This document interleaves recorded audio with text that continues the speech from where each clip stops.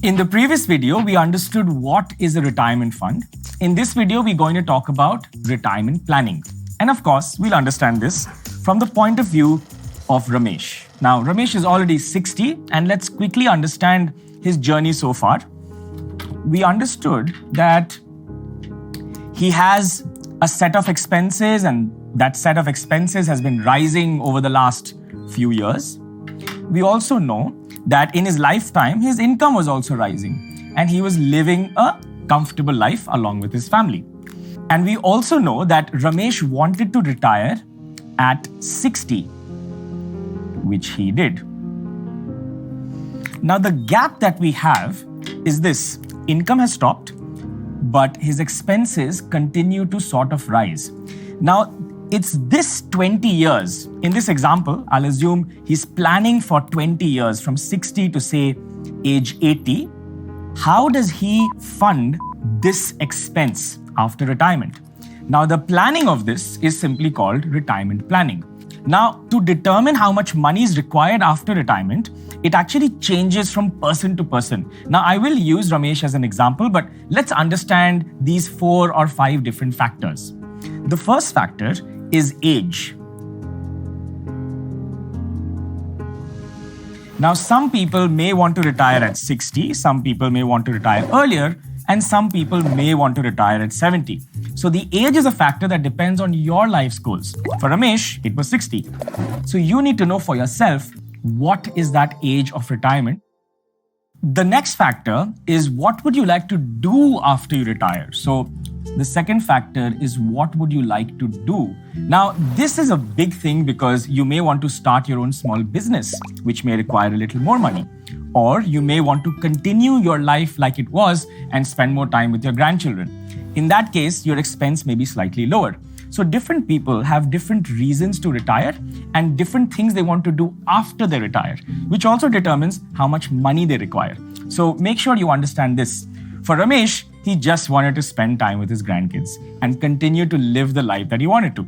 So that's why you see not a big change in his expense. Now, once you have determined what age you want to retire and what you want to do, the next question is, what is your monthly expense that you require? So I'm going to put this rupees you need every month.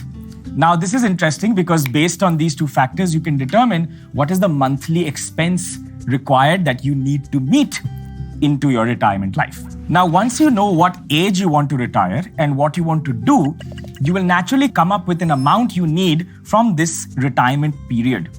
You can divide that into a monthly expense, and you'll know exactly how much money you need to meet your expenses post-retirement. Now, once you have your monthly expense, the next thing that Ramesh would do is calculate the total amount that he needs to fund these 20 years. Now, he'll basically take that monthly amount multiplied by these 20 years and come up with the total fund requirement. Now, this amount is likely to be pretty large and it might scare you a little bit, but hold on. What we are going to do is, the next step is we're going to understand how much you have to invest to actually reach this amount. So for now, I'll put over here the rupee amount that you have to invest. And of course, the investment will happen when Ramesh is much younger, not here, obviously. It'll happen when he's around 35. The sixth and probably the most important part of this entire planning is Mehengai, that's inflation, and compounding. We'll account for both of them. Compounding is how your money actually grows over a long period of time. And Mehengai, or inflation, is simply things becoming more expensive in the future.